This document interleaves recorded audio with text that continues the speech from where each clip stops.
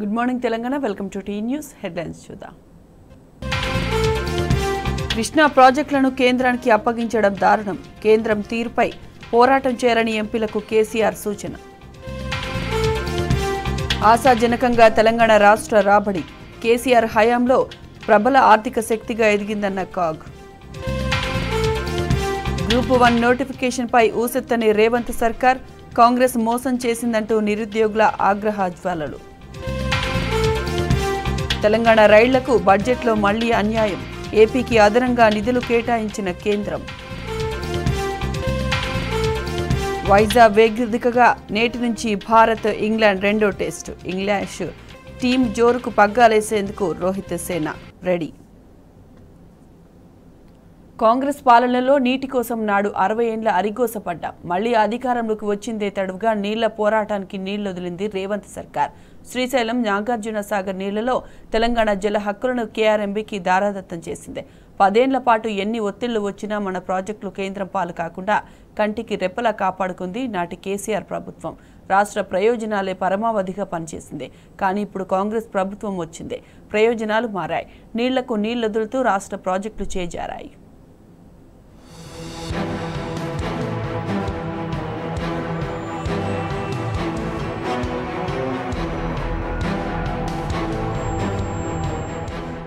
కాంగ్రెస్ 60 ఏళ్ల పాలనలో తెలంగాణను నీటి కోసం గోసపెట్టింది. తాజాగా మళ్లీ అధికారంలోకి వచ్చి 60 రోజులైనా కాకముందే సాగునీటి ప్రాజెక్టులపై అధికారాన్ని వదులుకునేందుకు సిద్ధమైంది. ఆపరేషన్ ప్రోటోకాల్ ఖరారు కాకముందే కృష్ణా ప్రాజెక్టుల్ని కేంద్రానికి దారాదత్తం చేసింది. అప్పగించేది లేదంటూనే అప్పగించి తెలంగాణ జలహక్కుల్ని చేజేతిలా కాలరాసింది. ఏపీ సర్కారు సాయుధ బలగాలతో తరలివచ్చి నాగార్జున సాగర్ డ్యాంను ఆక్రమించడం, ఆ అంశంపై జనవరి 17న ఇరు రాష్ట్రాలతో కేంద్ర జలశక్తి శాఖ ప్రత్యేక సమావేశాన్ని నిర్వహించడంతో పాటు శ్రీశైలం సాగర్ సహా మొత్తం 15 అవుట్లెట్లను కృష్ణా రివర్ మేనేజ్మెంట్ బోర్డుకు అప్పగించాలని ఆదేశించింది. తాజాగా కేంద్ర జలశక్తి మార్గదర్శకాల మేరకు ప్రాజెక్టుల అప్పగింత అంశంపై ఇరు రాష్ట్రాలతో కీలక సమావేశం నిర్వహించింది. హైదరాబాద్లోని జలసౌధలో గురువారం జరిగిన ఈ సమావేశానికి తెలంగాణ, ఏపీ ఈఎన్సీలు హాజరయ్యారు. ప్రాజెక్టులను వాటి అవుట్లెట్లను అప్పగించాలని కేఆర్ఎంబీ చైర్మన్ శివనందన్ కుమార్ ఇందులో ఇరు రాష్ట్రాలకు సూచించారు. అయితే ఏపీ అందుకు అంగీకారం తెలిపినా తెలంగాణ అప్పగిస్తేనే తాము ప్రాజెక్టుల్ని అప్పగిస్తామని షరతును పెట్టింది. దీనిపై తెలంగాణ తొలుత ఆపరేషన్ ప్రోటోకాల్ను ఖరారు చేయాలని, నీటి వాటాలను తేల్చాలని ఇప్పటికే ఈ విషయమై తెలంగాణ ప్రభుత్వం కేంద్రానికి లేఖ రాసిందని వెల్లడించింది. తెలంగాణ లేవనెత్తిన అంశాలకు కేంద్రం నుంచి స్పష్టత వచ్చిన తర్వాత ఆపరేషన్ ప్రోటోకాల్ను నిర్ధారించిన అనంతరమే ప్రాజెక్టుల్ని అప్పగిస్తామని తెలియజేసింది. కానీ తెలంగాణ ప్రతిపాదనల్ని కేఆర్ఎంబీ చైర్మన్ తోసిపుచ్చారు. కేంద్ర జలశక్తి శాఖ సూచనల మేరకు కేవలం ప్రాజెక్టుల అప్పగింత అంశానికే పరిమితం కావాలని నొక్కి చెప్పారు. దీంతో కేంద్ర జలశక్తి శాఖ నిర్దేశించిన ప్రాజెక్టులు, అవుట్లెట్లలో విద్యుత్ ప్రాజెక్టుల్ని మినహాయించి మిగతా ప్రాజెక్టుల్ని అప్పగించేందుకు తెలంగాణ అంగీకారం తెలిపింది.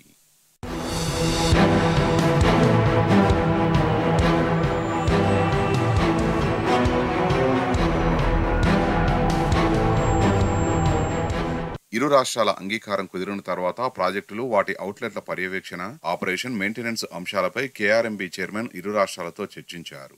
ప్రాజెక్టుల నుంచి నీటి వినియోగం, విడుదల అంశాన్ని గతంలో మాదిరిగానే 3 సభ్యుల కమిటీ నేతృత్వంలోనే కొనసాగించాలని నిర్ణయించారు. ప్రాజెక్టుల ఆపరేషన్ ప్రోటోకాల్ను ఆ రోజు నాటికి ఉన్న పరిస్థితులను బట్టి త్రిసభ్య కమిటీని నిర్ణయించనున్నది. అయితే తాజాగా ప్రాజెక్టులు, అవుట్లెట్లపై ఇరు రాష్ట్రాలకు సంబంధించిన అధికారుల్ని 3 షిఫ్టుల్లో పెట్టాలని నిర్ణయించారు. సదరు అధికారులు పూర్తిగా బోర్డు అజమాయిషీలోనే పనిచేయనున్నారు. 3 మెన్ కమిటీ ఉత్తర్వుల మేరకు నీటిని విడుదల చేయాల్సి ఉన్నది. అయితే అధికారుల జీతాల్ని మాత్రం ఆయా రాష్ట్రాలే చెల్లించాలని నిర్ణయించారు. శ్రీశైలం ప్రాజెక్టు మెయింటెనెన్స్, ఇతరత్రా పనుల్ని ఏపీ, నాగార్జున సాగర్ మెయింటెనెన్స్, ఇతరత్రా పనుల్ని తెలంగాణ చేపట్టాలని చెప్పారు. అది కూడా బోర్డు అనుమతి పొందిన అనంతరం బోర్డు పర్యవేక్షణలోనే కొనసాగించాలని నిర్ణయించారు. అందుకు ఇరు రాష్ట్రాలు కూడా అంగీకారం తెలిపాయి.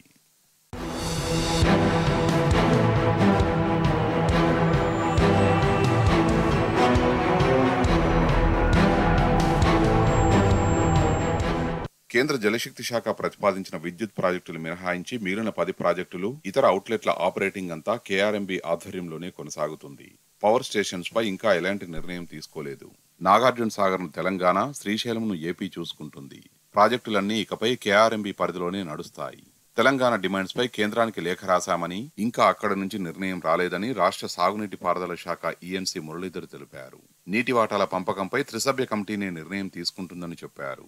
పరిస్థితిని బట్టి ప్రాజెక్టుల వద్ద భద్రత బోర్డు కన్సర్న్లోనే కొనసాగుతుందన్నారు. ప్రాజెక్టుల్ని పూర్తిగా అప్పగించలేదు కానీ ఆపరేషనల్ నీటి విడుదల బోర్డే చూసుకుంటుందని మురళీధర్ చెప్పారు.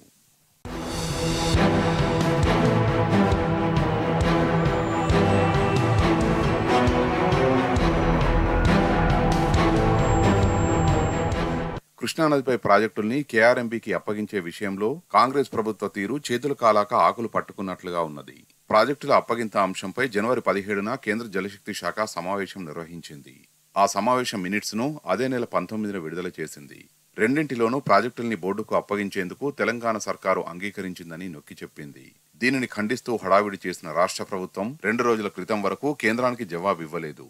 అంతా చేయి దాటిపోయాక జనవరి 27వ తేదీన కేంద్ర జలశక్తి శాఖకు లేఖ రాసింది. దానిని కూడా వెంటనే పంపిందా అంటే అదీ లేదు. మరో 2 రోజుల కాలయాపన అనంతరం గత నెల 29న లేఖను పంపింది. తెలంగాణ డిమాండ్లను ముందు పెట్టింది. 17వ తేదీ నాటి సమావేశంలో ప్రాజెక్టుల అప్పగింతకు ఒప్పుకోకపోయినా అంగీకరించినట్టు రికార్డు చేశారని, తెలంగాణ వాదనల్ని సమావేశంలో సరిగా రికార్డు చేయలేదని, వాటిని సవరించాలని కంటితుడుపుగా విజ్ఞప్తి చేసింది. దానికైనా కట్టుబడి ఉందా అంటే అదీ లేదు. ప్రభుత్వం తన వాదనలకు విరుద్ధంగా ఏకంగా కేఆర్ఎంబీ ప్రాజెక్టుని అప్పగించేందుకు మరోసారి అంగీకారం తెలిపింది. సమావేశం అనంతరం కేంద్రానికి రాసిన లేఖను రాష్ట్ర ప్రభుత్వం విడుదల చేయడం కొసమెరుపు.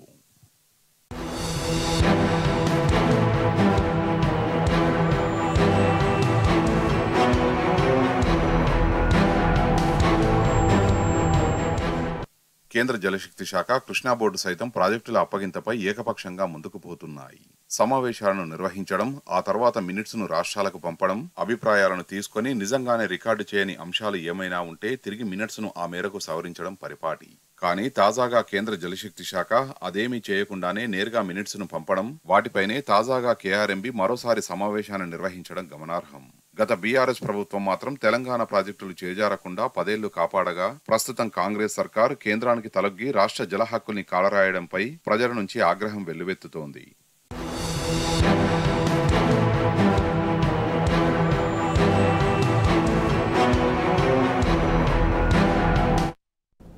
కృష్ణా బోర్డుకు ప్రాజెక్టుల అప్పగింతపై కాంగ్రెస్ సర్కారు తీరును మాజీ మంత్రి హరీష్ రావు ఎండగట్టారు. ప్రాజెక్టుల విషయంలో రాష్ట్ర ప్రభుత్వం పూర్తిగా తప్పుదోవ పట్టిస్తోందని మండిపడ్డారు. ప్రాజెక్టుల నిర్వహణను కృష్ణా బోర్డుకు అప్పగిస్తున్నట్లు 2 రాష్ట్రాల ఇంజనీరింగ్ ఇన్ చీఫ్లు మీడియా ముందు ప్రకటించారని గుర్తు చేశారు. ఇక నుంచి చుక్క నీరు తీసుకోవాలన్నా కృష్ణా తప్పనిసరి అని ఆయన స్పష్టం చేశారు. మార్పు అంటే తెలంగాణ ప్రయోజనాలు, హక్కులను కేంద్రం, ఏపీ చేతిలో పెట్టడమా అని కాంగ్రెస్ సర్కార్ను హరీష్ రావు నిలదీశారు.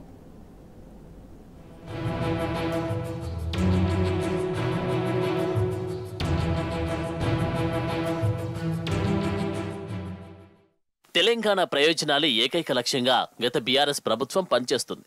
ముఖ్యంగా కృష్ణా జిల్లాలో తెలంగాణ వాటాపై గత సర్కార్ రాజీలేని పోరాటం చేసింది. కానీ ఇప్పుడు ప్రభుత్వం మారడంతో తెలంగాణ గొంతుకను బలంగా వినిపించేవారే లేకుండా పోయారు. అంతేకాదు, ప్రాజెక్టుల బాధ్యతను కృష్ణా బోర్డుకు అప్పగిస్తూ తాజాగా 2 రాష్ట్రాల ఇంజనీర్ ఇన్ చీఫ్లు ప్రకటించారు. ఈ నేపథ్యంలో కృష్ణా బోర్డుకు ప్రాజెక్టుల అప్పగింతపై కాంగ్రెస్ సర్కార్ తీరును మాజీ మంత్రి హరీష్ రావు కడిగి పారేశారు. కృష్ణా బోర్డుకు ప్రాజెక్టుల అప్పగింతపై రాష్ట్ర ప్రభుత్వం పూర్తి గందరగోళంలో ఉందని హరీష్ రావు మండిపడ్డారు.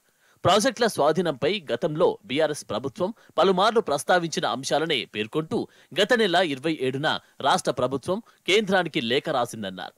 తాజాగా ప్రాజెక్టుల నిర్వహణను కృష్ణా బోర్డుకు అప్పగిస్తున్నట్లు 2 రాష్ట్రాల ఇంజనీర్ ఇన్ చీఫ్లు మీడియా ముందు ప్రకటించారని దుయ్యబట్టారు. 27న రాసిన లేఖ ప్రామాణికమా లేక ఇప్పటి మీటింగ్లు అంగీకారం ప్రామాణికమా అని నిలదీశారు. ప్రాజెక్టుల విషయంలో రాష్ట్ర ప్రభుత్వం పూర్తిగా తప్పుదోవ పట్టిస్తుందని ఆయన మండిపడ్డారు. కృష్ణా బోర్డుకు ప్రాజెక్టులను అప్పగించేందుకు అంగీకరించారని తాను చెబితే హరీష్ రావు వద్ద పాఠాలు నేర్చుకోవాల్సిన అవసరం లేదన్నారని ప్రభుత్వ తీరును ఎండగట్టారు. తెలంగాణ ప్రయోజనాలు పరిరక్షిస్తామని గొప్పగా చెప్పారని కాంగ్రెస్ సర్కారుపై నిప్పులు చెరిగారు హరీష్ రావు. మరి ఇప్పుడేం జరిగిందని ప్రశ్నించారాయన. శ్రీశైలం, నాగార్జున సాగర్ ప్రాజెక్టుల ఆపరేషన్ కృష్ణా బోర్డుకు అప్పగిస్తూ నిర్ణయం తీసుకున్నారని స్పష్టం చేశారు. ఇక నుంచి చుక్క నీరు తీసుకోవాలన్నా కృష్ణా బోర్డు అనుమతి తప్పనిసరి అని తేల్చి చెప్పారు. వేసవిలో కానీ ఎప్పుడైనా అవసరం పడినప్పుడు తాగునీటి కోసం నీరు తీసుకునే అధికారం రాష్ట్రానికి ఉంటుందా అని నిలదీశారు.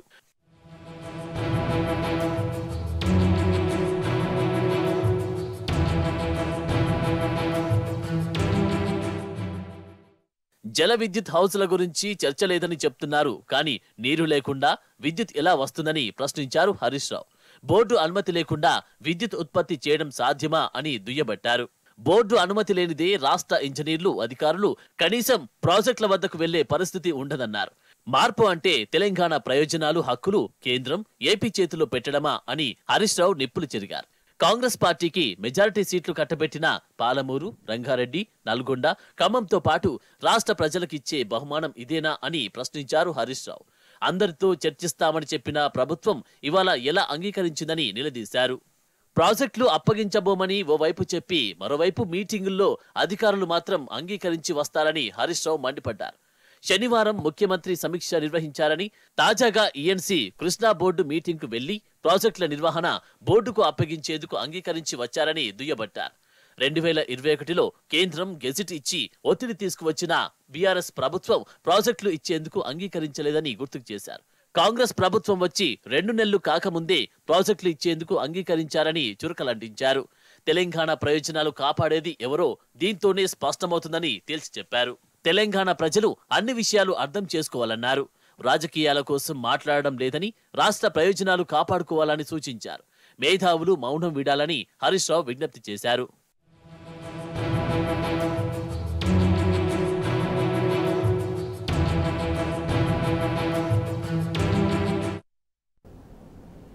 ప్రతి బడ్జెట్లో కేంద్రం తెలంగాణకు మొండి చేయ చూపుతోంది. తాజాగా కేంద్ర మంత్రి నిర్మలా సీతారామన్ ప్రవేశపెట్టిన బడ్జెట్లో కూడా తెలంగాణకు అన్యాయం చేసినట్లు స్పష్టమవుతోంది. తెలంగాణకు రైల్వే ప్రాజెక్టుల విషయంలో, వాటికి నిధుల కేటాయింపుల విషయంలో కేంద్రం అన్యాయమే చేసింది. పక్కనే ఉన్న ఆంధ్రప్రదేశ్కు భారీగా నిధులు కేటాయించిన కేంద్రం తెలంగాణ రైల్వేలకు నిధుల విషయంలో వివక్ష స్పష్టంగా కనిపిస్తోంది. తెలంగాణ అభివృద్ధి విషయంలో కేంద్రం తన తీరును మార్చుకోవాలని డిమాండ్ చేస్తున్నారు.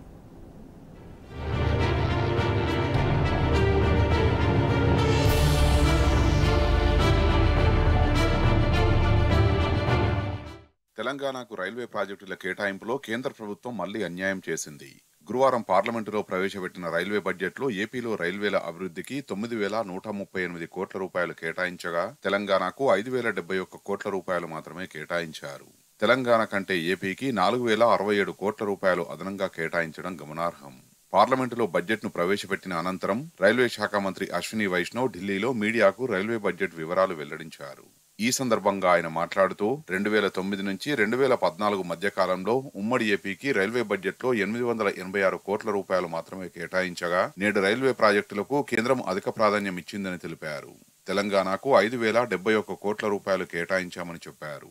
తెలంగాణ ప్రాంతంలో విద్యుదీకరణ పనులు 100% పూర్తయ్యాయని పేర్కొన్నారు.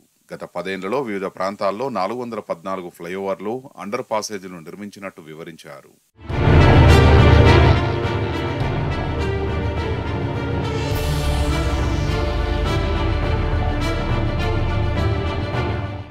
చెర్లపల్లి రైల్వే టెర్మినల్ పనులు వేగంగా కొనసాగుతున్నాయని, వచ్చే నెల 31 నాటికి అందుబాటులోకి తీసుకొస్తామని దక్షిణ మధ్య railway zonal manager Arun Kumar Jain తెలిపారు.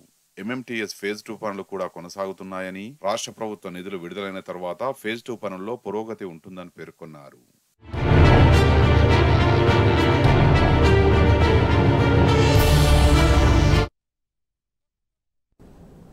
భద్రాద్రి కొత్తగూడెం జిల్లా ఇల్లందు మున్సిపాలిటీలో అవిశ్వాసం నుంచి గట్టెక్కేందుకు అధికార కాంగ్రెస్ అక్రమాలకు తెరలేపింది. కుదిరితే బేరం, లేదంటే బెదిరింపులకు దిగుతోంది. తొండి చేసైనా సరే గండం నుంచి తప్పించుకునేందుకు హస్తం నాయకులు కుట్రలకు తెగబడుతున్నారు. కౌన్సిలర్లకు నజరాలు ఎరవేస్తున్న అధికార పార్టీ నేతలు లొంగని వారిని కేసులు పెడతామంటూ బెదిరిస్తున్నారు.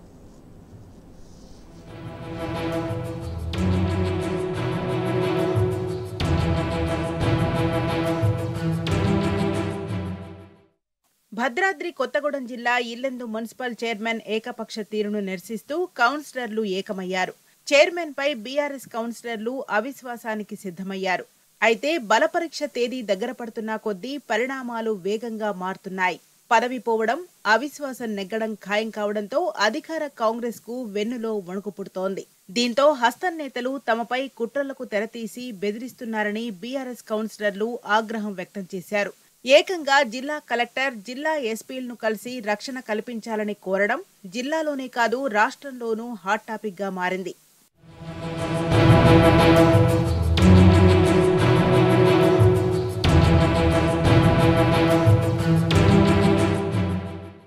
ఇల్లెందు మున్సిపల్ మున్సిపల్ చైర్మన్ డీవీకి వ్యతిరేకంగా 19 మంది కౌన్సిలర్లు సంతకాలు చేసి అవిశ్వాస నోటీసు ఇచ్చారు. దీంతో ఈ నెల 5న ఇల్లందు మున్సిపల్ ఆఫీసులో ప్రత్యేక సమావేశం ఏర్పాటుకు జిల్లా కలెక్టర్ ప్రియాంక నోటీసు జారీ చేశారు. బీఆర్ఎస్ కౌన్సిలర్లంతా ఒకే మాట మీద ఉండడంతో అధికార కాంగ్రెస్ కు మెంగుడు పట్టం లేదు. నయానో భయానో కౌన్సిలర్లను దారికి తెచ్చుకునేందుకు ప్రయత్నించిన కాంగ్రెస్ నేతలు తమ పప్పులు ఉడకకపోవడంతో బరితెగించారు. కౌన్సిలర్లను రకరకాల బెదిరింపులు, ఒత్తిళ్లకు గురిచేస్తున్నారు. ఓ పక్క పోలీసులను ఉపయోగించి పాత కేసులను తిరగదోడుతూ మహిళా కౌన్సిలర్లు వారి భర్తలకు పదే పదే ఫోన్లు చేసి పోలీస్ స్టేషన్ కు పిలిపిస్తున్నారన్న విమర్శలు వినిపిస్తున్నాయి.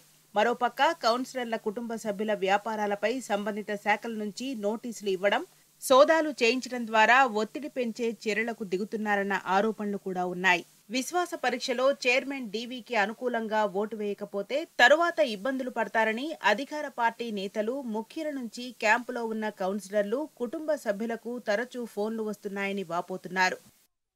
కౌన్సిలర్లు మరియు కౌన్సిలర్ల బంధువులైనటువంటి వాళ్ళ మీద కేసులు పెట్టి వాళ్ళను నానా ఇబ్బందులకు గురి చేయడం జరుగుతున్నది. ఇది అధికారంలో ఉన్న వాళ్ళు ఇది చేయటం మంచి పద్ధతి కాదు. దీన్ని మేము తీవ్రంగా ఖండిస్తున్నాం. అంతేకాకుండా బీఆర్ఎస్ పార్టీ నుండి గెలిచి మున్సిపల్ చైర్మన్ అయ్యి కాంగ్రెస్ పార్టీకి పోయిందని చెప్పి ఎవరికో పుట్టిన బిడ్డను వీళ్ళు ముద్దాడటం అనేది దుర్మార్గమైన చర్య. అధికార మదంతో ఈ విధంగా కౌన్సిలర్ల బంధువులను ఇబ్బందులకు గురి చేసుడు, ఫాల్స్ కేసు పెట్టి ఇబ్బందులకు గురి చేసుడు, దాన్ని మేము తీవ్రంగా ఖండిస్తున్నాం.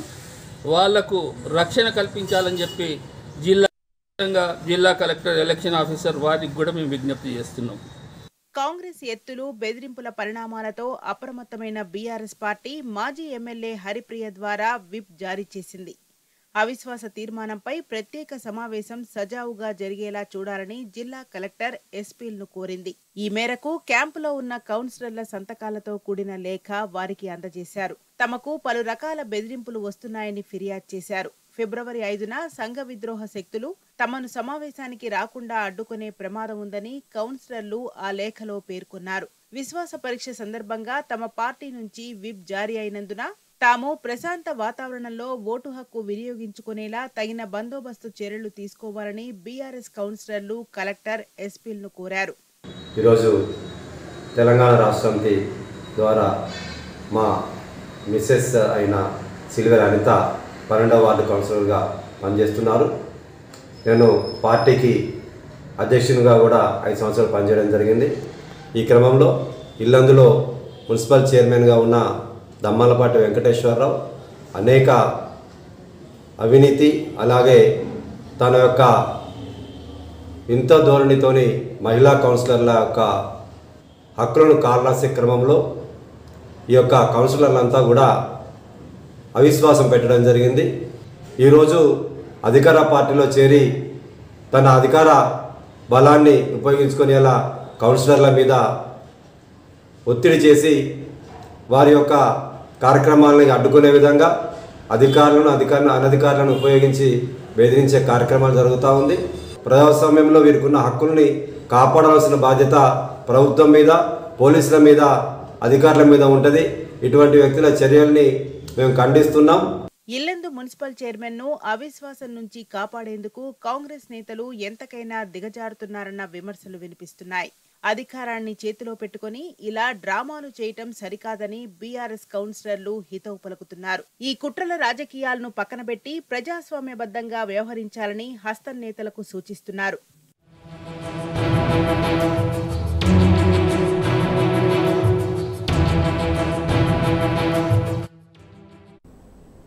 ఇవి బులెటిన్ అప్డేట్స్.